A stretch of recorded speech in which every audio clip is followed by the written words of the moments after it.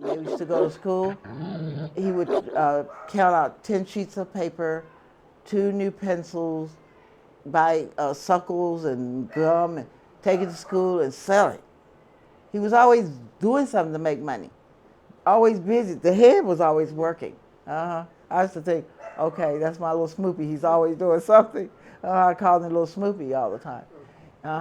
And he was always that person that wanted to have some money and going to have something, going to be somebody. Alex was very intelligent little young man. I really enjoyed raising him as a mother.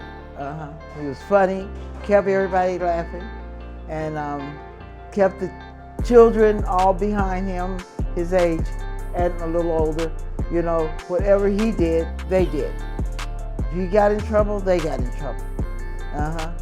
And it's really beautiful to talk about him because as Alex was growing up, I went through a very beautiful experience with him as a son. You know, like for instance, if I would tell them, say Halloween would come around, and I would tell them, no trick-or-treating, we're not going no trick-or-treating. And I would go back in the living room or whatever I was doing, and before I know it, they vanish. And when I hear some little sniggering and talking in the bedroom, I would tiptoe in there, and my children would have big bags of candy strewn all over the floor. They had already been out to everybody's house, and I'm going, didn't I tell you not to go out? And they go, but mother, you know, the neighbor said she had some candy. The neighbor didn't give you all that candy. And little things like that. And sometimes he would dress up as his sister's cousin from Arkansas. I wouldn't know about it until they all come back and now I catch him. And he would have his little dress on, and my daughter would either slip the dress on him and some kind of hair, and they'd be the one to the neighbor's house and told the neighbor, oh, this is my cousin from Arkansas. And it would bust him up. He would just be so thrilled that he fooled somebody that day. And I would get on quite naturally. And then sometimes because I'm always in the window watching them when they were outside playing. So they know when I look up, I don't see mother, zoom, they head off to Jefferson. They had a arcade store, and that's where I would find them, playing arcade. I got this, and I have the belt, and I got this. And away home, they would go with me running after them. So it's fun, you know, because I really enjoyed that, you know. And then as they started growing up, you know, things, you know, always change. Things could change, and I still enjoyed him and everything. And I didn't know anything about gangs or anything like that. I did not. And I guess about around 15 or 16, that's when I noticed a little bit of change in him. And I was wondering, now, what's happening with my son, you know? Was that a good change or was it a bad change? It was not a bad change, but I just knew something was different. It wasn't that he was rowdy or anything. I never seen that in him, you know? So I was always behind, not knowing. But he was changing. And I was always scared and leery that somebody, because you know you hear bullets flying around and everything, and I just thought, oh my God, somebody gonna injure my sons, and I'm gonna be terrified. I'm not gonna be able to get over it. But it didn't happen like that, but he changed a little bit. Is Alex the oldest son or? No, my oldest son passed in 2012. He passed in 2012. And no, he wasn't the oldest, but he had a big impact on the sister, his sister and his brothers, you know, they always looked up to him like he was the oldest, you know. Of course he wasn't, but that's the way they looked up to him. So did you see the leadership qualities in Alex early? Very early. I mean, this child, this is also true, this child, I used to wonder, where is he? He had already went and got a job. He was working in a computer store. And I used to wonder, where is he going every evening? And come to find out, he had went and got him a job. You know, he was always like wanting to work or do something because of his dad, you know. My son always wanted to be, I guess, like him or more so do something better than he did, whatever like that. So, which was enjoyable, but also, you know, kind of was nervous for me at that time because I wasn't ready to let go, as most mothers are not ready to let go. And I seen the movement in him, and eventually he did leave. You know, he was about around 17. And that's when the gang life came.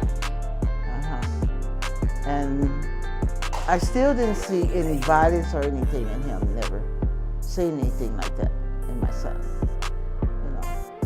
But that happened, and after that, and after he went to prison, and he did the time in there, and when he came home, it was like, after 5 years, it was just like, oh my God, he was so big, you know? And I thought, oh, I know that he's gonna change because I know he didn't like prison. And when I looked at him, I seen a different man coming towards me. I was standing here in this place, standing in my door as he was walking down the 2 stairs right there. And he came home, and after not even a good full month, he was working in an office, you know? And I'm going like, whoa, wait a minute. He just got home from prison, you understand? And from there, because when he came home, he just showered everything. Just like, we had big parties, hundreds of people in parties. He had guards on the outside, you know, and everything never any violence or anything. After that, everything was just absolutely perfect. And after that job, shut down. And he was doing little odds and ends, working for the owner of the building that had of this building before. And then after that, he walked out the door and he stepped into another job, which he's still with today. You know, they just seen him, because every time they see him, he was out sweeping the streets or, you know, just doing things. Because when he was younger, I used to fix food, and my son would always take it to a homeless guy that used to sit on a bench on Jefferson every day when they would come home from school. And it was so beautiful, you know, because I would do that. I would make these dinners all the time for my children to do this. And today, he's making food, he's buying things out of his pocket, and he's taking it to the homeless. And I watch him on positive works. And it's so beautiful. I love it. It tears me up. I met Alice here at 4,000 and the family, all of them. And Alex, I saw this young brother walking down the stairs, and he had just came that I noticed, and he had all these tattoos, and I was like, uh-oh, who was that? And so he spoke, I spoke, and that was that. And as time went on, we got to know each other. And Alex was very interesting. And I got to know him when he told me, he said, how you doing, Miss Julie? And we struck up a conversation, and he told me about when his birthday was on November the 14th. And I said, wow. I said, my other son's birthday is on the 14th. So we connected right there. And we just been going from that point. But I remember this boy, this young man, coming up and finding his way in his path, the journey that he was going through. And he wrote a book, and he said a lot of things in this book, and I'm just listening at him talk and tell me how he was going to do this, and he just went head on with it, and he got it going. And he's a man that has a lot of different, they say jack of all trades. Well, he got a lot of them, and he uses a lot of them too. And all you have to do is just give him a shot, and he'll go at it. And that's what he's been doing. And I notice he has not stopped. And Anna already said that about how he go forward and doing his what he does. He does a lot of different things. He wears a hat with a lot of jobs. That's who he is. And I'm really proud of Alex. I'm really proud of him because he threw out a lot of positive things for the kids. I remember him getting them jobs, helping them get jobs. The youngsters in the neighborhood, always about the neighborhood, the people, and he does that. And me and him had a spiritual connection. I know we had differences on that, and we had opinions. I'll put it like that. We had opinions. And but he always listened. When I say things, he would listen, and he would give me his honest opinion on when I'm talking about spiritual. He would give me his opinion, and I'd listen to him, and then he'd tell me all about himself. We had a good relationship, and with my family, he came in, they accepted him, and we all just connect. This here in this building, 4,000, we are a family. We were a family. A lot of us are moving out. Some are still here. Me and Anna still holding it up, and but we still here. And by him doing this, it's a good thing. We in the Baldwin Hills Village. Some call it the Jungles, but it's Baldwin Village. That's what it is. And and the only reason they call it the Jungles is because of the trees that's here. And that's all it is. It's a lot of hard-working people that live here. It's a good community over here. People get the wrong impression about Baldwin Village. It's what come in that do the things that you see.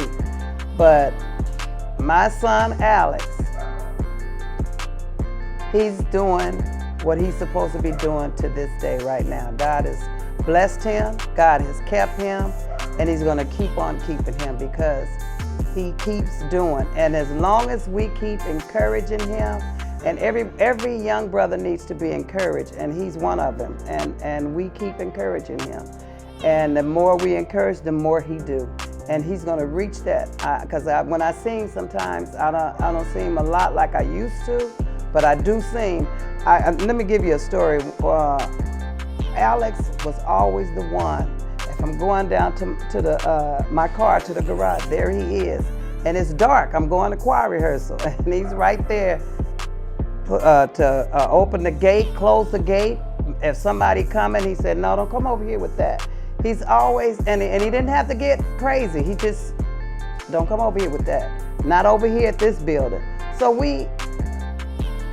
those things are to be, you pay attention to that about a brother that's trying to make a difference in the community, and he's one of them.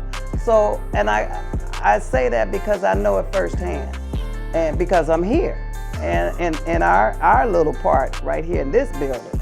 And so I'm proud of him. I know he's gonna do great things. because he's a strong brother. He's a young brother, and he got his eye focused on where he's going. And I'm praying for him 100% and then some. And I will always do that for him and keep him in my prayers so that God can protect him as he step out in them streets and come back. I love him. I pray for him every day. When I'm down on my knees praying in my apartment, I'm praying for him and all the other brothers that I come in contact with. And he's a strong warrior. Like I tell my sons, my two other sons, I tell them, I say, you guys are warriors. You're Mandingos, the strong ones. And that's what he is. And he's trying. Yeah, I know things is gonna come his way, but for some reason he's still standing and he's still doing what he do. And don't judge a book by its cover. That's what my mother used to always say, don't judge a book by its cover. Just keep your eyes on the prize and you'll see the good things that he's doing and will do. And then another thing, I admire him with his kids. I admire him with knowledge, how he takes him and they be doing what they do in the neighborhood. That's a beautiful thing to see a brother with his kid. It is a beautiful thing. A father with his son, that's a beautiful thing. So, in all that, I just want to say, Alex, when you get this, you know that Miss Yearly is always praying for you. I'm praying for you, I'm watching you, and everything is gonna be all right in 2021. Motherfucker, measure run, man. AK man, I'm Malkovich, if you know me off the net, man. I'm a little bit faded, I'm a little bit tipsy, I feel good. You know what I'm saying? We up in this bitch. I'm talking about this my nigga documentary, Baby Boo, Alexander Powell, how the fuck you know him? You know what I'm saying? I just know him as my brother. I don't know no other shit. You know what I'm saying? But let the world know how y'all met. How you and Baby Boo? hey, look, it's kind of interesting because, you know, like, this show was a long time ago, right? You know, I was visiting California from Virginia. I had just got off federal papers. And I was riding down Crenshaw. I told the bitch, man, bitch, ride me down Crenshaw, bitch. I just want to ride down Crenshaw. While I was riding down Crenshaw, I needed some weed. Like, I needed some weed. I'm like, shit, bitch, I need some weed, man. Take me. I was just riding that Crenshaw. Hey, I seen a nigga. I seen a black nigga. Where I'm from, it ain't no other races. I don't know. No, I ain't from gangland. I don't know none of that shit. I seen a nigga in the car. He had a bitch in the car. I had a bitch in the car with me. So I flagged the nigga down. Hey, look, hey, where the weed at? What's up? He was like, pull over. I pulled over. I got out the car, the bitch, before I got the car, the bitch was like, hey, hold up, they might rob me. I'm like, bitch, I ain't worried about no nigga robbing me. Like, what the fuck I'm supposed to know, baby? That shit ain't got nothing to do with me. I ain't even tripping about nothing. That shit ain't got nothing to do with me. You know what I'm saying? He gonna get his own understanding of when I speak to him about whatever we trying to get accomplished. I spoke to him. You know, later on down the line, I realized that shit, he was on some gangland shit, but not even that it was having to do with me. Like I said from the beginning, you feel what I'm saying? Like, you know what I'm saying? But it was still like, you know, once I spoke my piece, he already knew he understood, even from the accent. So we couldn't get what we wanted and shit. I was like, look, man, this is what I said after that. I was like, look, man, just look, can you get it for me this day? I'm going this day, just look, whatever, I'll meet you at whatever time, whatever. He was like, I got you. Met him at the same place that we went to before, boom, took care of him. And I told that nigga, I was like, look, man, just take my number and move to California, I promise you. Like that, yeah, just like that. So that nigga you talking about was Baby Boo? That was Baby Boo. I respect Boo for one thing though. I'm not even gonna lie, he take care of this little boy 7 days a week. Literally 7 days a week. It's not too many men, especially black men, that's out here taking upon that job to take care of a little boy like that 7 days a week. I'm not saying situation. I'm not dissing you because your situation is different. You take care of your daughter 7 days a week, but this is not about you. Your daughter lives miles away. His son is right here with him. So he got a whole nother responsibility than you. her mama is still present in her life. I'm not saying that. That don't got nothing to do with it. I'm just saying I respect him for even, you know, coming up, stepping up to the plate to even take care of. Because like I said, it's not too many men that even live next door to their kids and going to see if their kids need any juice, soda, chips, or anything like that. And that's the way that the world is working nowadays. They honestly don't care. And that's just, I respect them for that. So Boo got a lot of respect for me just for that, like just for him taking care of his son, being a good dad to his son, you know. So it's just like that. But other than that, Boo's crazy, fun, outgoing, just like Mezzy, a bitch here, bitch there, but that's another thing. But anyways, he cool though. I fucks with Boo. That's my fake bro. But definitely. I seen his son because I love kids, and I can respect a man being with his kid, having his son, or just his children or anything. So that kind of like stood out to me about seeing him. Most definitely respect that. Y'all got good energy, good vibes from him when y'all first met him, like first initial vibe? Most definitely seeing him with his son was the most definitely first one.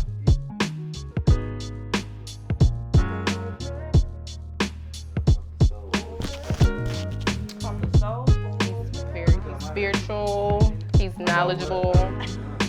I mean, about everything. I mean, he's, you know, kind of really older than us, so he didn't really, I mean, just a lot of shit, like. When he met you, what was the first thing he told you that you told me he said? He would say it and said, some would say it and say it, and I can't even remember off the back, but it was something about your Satan's child or something like that. Yeah, most definitely, yes. What, that made y'all feel some type of way or something? No, I had just said something to her because it's just somebody saying it. That was just the first time I met somebody ever saying that to me. Yeah, like, so I was just like, dang, he said that, so yeah. Yeah. Anyway, no, I don't, everybody got, like, I'm very understanding, like, so everybody can live their own idea, most definitely. My name's Sophia. I'm from Miami, and I'm visiting to LA. I met him through my brother Fuego. And, you know, we've been kicking it here for probably like 2-3 weeks now. And he introduced me to Baby Boo. She's his friend. And we started kicking it at one of our other friend Mezzy's grand opening and stuff. And I just got to know him a little bit more and got to feel his vibe, feel his energy, feel what type of person he was. And he was real welcoming, you know, being that it was like one of my first times really being in the actual trenches of like LA, you know what I'm saying? Every time you come here, you travel, you go to the tourist place. You don't really be in the trenches.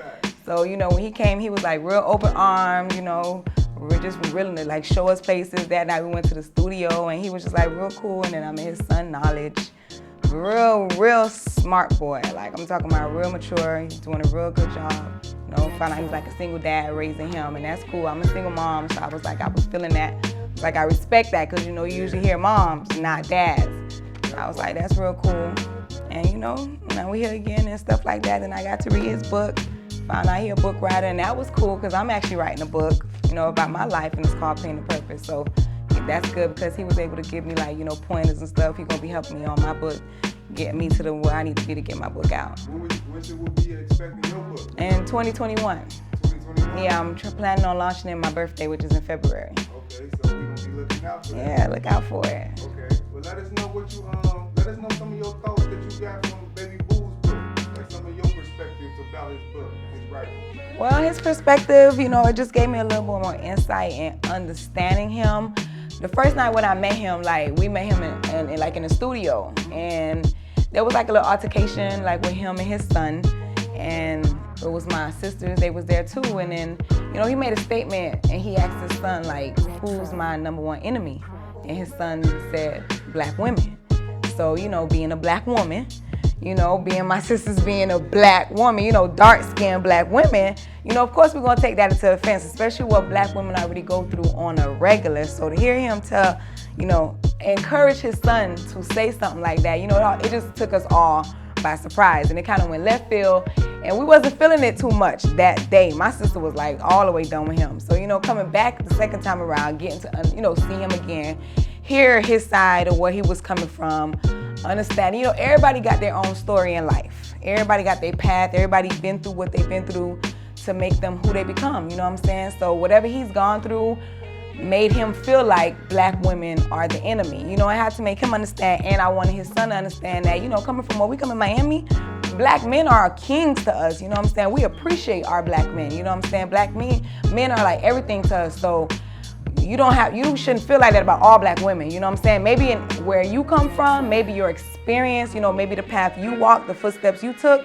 but everybody's not like that. There's a big world out there that might not even know anything about what you're talking about. So you shouldn't judge all women like that or encourage your son, you know what I'm saying, to stay like that. But you know, after hearing his side, I understood where he came from. You know what I'm saying? There's a saying that says, when you try to understand where somebody's coming from, like it's a lot better than you trying to point a finger and trying to judge or something like that. You need to understand why they are the way that they are. So I understood where he was coming from, you know? I don't agree, but I understand where his standpoint came from. And then reading his book, knowing that, you know, he went to prison, getting to understand, you know, his life, doing time, you know, growing up, his parents and stuff like that, what he'd been through. Even his, you know, spirituality, you know what I'm saying, going through questioning God, certain stuff like that. And I don't agree with everything that's in this book, but some things he said is like, it makes you think. It just makes you say, you know what, it makes you go through your brain and kind of go further than, a little deeper than the normal, you know, things that they give the masses. It make you want to go further and research for yourself, you know. I went through my own spiritual journey a few years back, you know what I'm saying? So a lot of things in here I could relate to, or I can understand the questions, or I can understand, you know, where he coming from, you know what I'm saying? I still probably have a different answer after that than what he thinking, but I definitely could relate to him and where his standpoint is and the journey that he went through. It might have been a different path, but I get, you know what I'm saying, walking that walk of my own journey of where he coming from in this book, and I fuck with it. You know, like there's a part in this book, it even have parts that tell you about, you know what I'm saying, like our culture and, you know, generations of things. It's gonna teach you about life, certain things that you don't even know, things that, knowledge about the government, you know what I'm saying? For people that probably don't have no understanding, that don't read, can't read, didn't finish school, things that you don't even know about the government and your rights. Like this book teaches you that. There's a part that talks about, you know, slave days. It says, you know, to be sold and let by auction. It says that the slaves, about 30 years old, they're selling them. You know what I'm saying? Also, while we're for sale at 11 o'clock, they're selling rice, gram, patty, books, Muslims, needles, pens, ribbons. And on top of that, we're selling, you know, Hannibal, he's about 30 years old. We're selling William, he's about 35. And we're selling Nancy.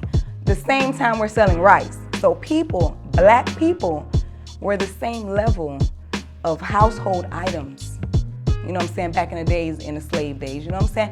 Things that makes you think about where you are right now and your purpose in life, you know what I'm saying? That you got more than just what they wanted you to think, you know what I'm saying? What they try to teach you growing up. Sometimes you gotta unlearn and then relearn and reteach yourself. And that's a lot about what this book is talking about. So, you know, people should grab the book, Satan's Journal, The Untold Truth, by Alexander Powell.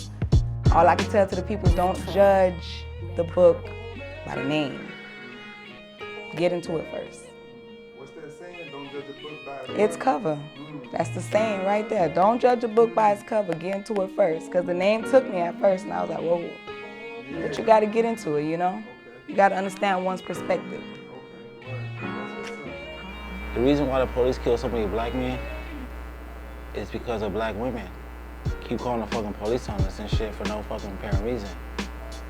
You know what I'm saying? You call the police for one thing, it could be just like a regular domestic situation, Black Panthers and shit. We need to handle our own like situations and stuff. But a black woman will call the police on you, and I mean, I got my own family. Like, you know, I'm a family man.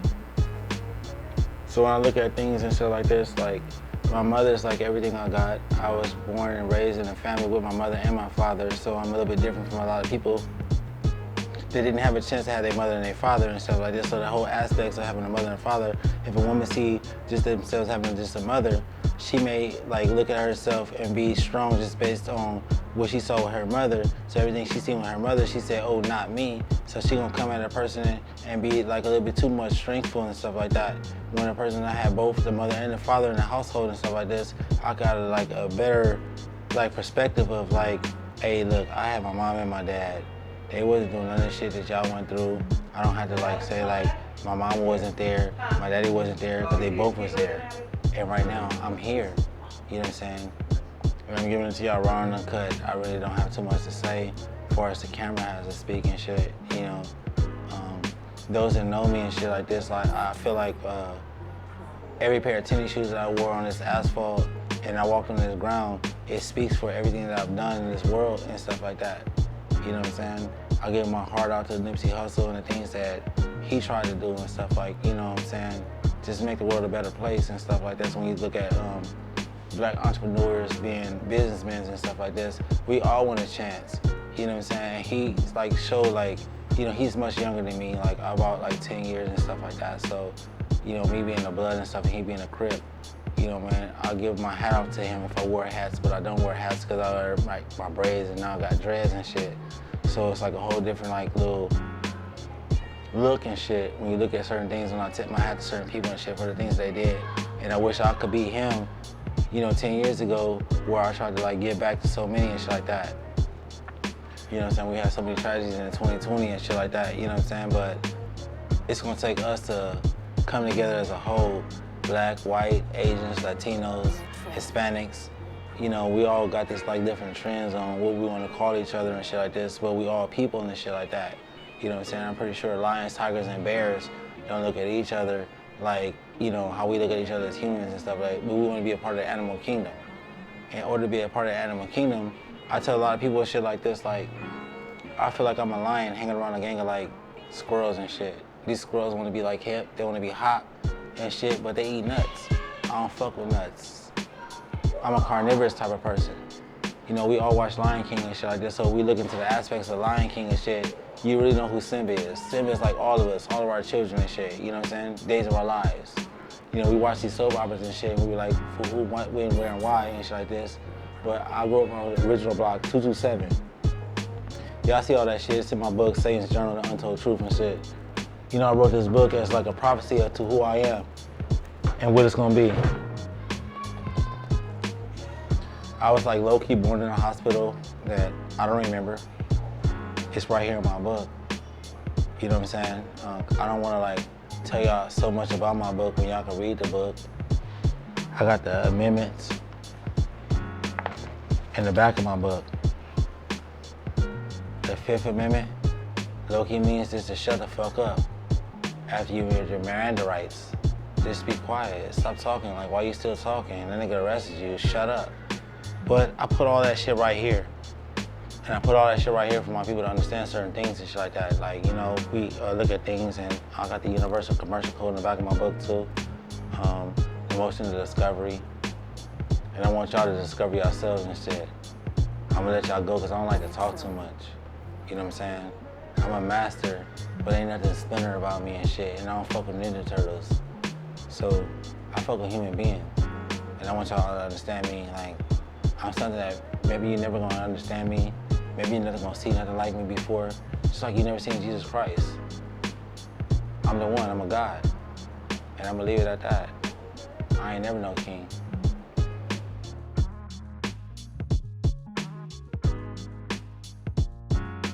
Hey. And this right here is what I'm hustling for. The dynamics. Very proud. I'm a very happy mother. And I want him to know that. And I want him to not, you know, get angry with me for little things because I'm getting older and I know sometimes it can make you upset when things come out of my mouth or I have forgotten something or I can't hear that well anymore. So I want him to know that he's very, very loved, more than I could ever tell him. And I'm so happy that he is who he is and doing what he does. And keep it up, son, and keep helping them people, because that really makes mother happy.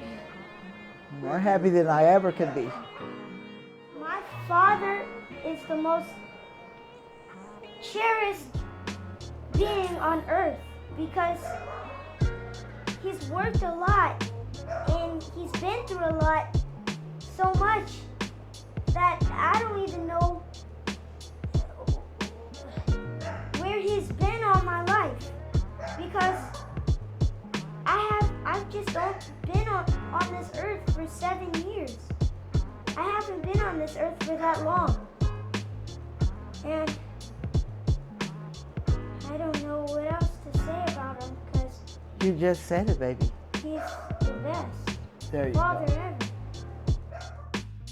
The First Amendment means that you can say what you want to say, you can worship who you want to worship and shit like that without no reprisals to nobody.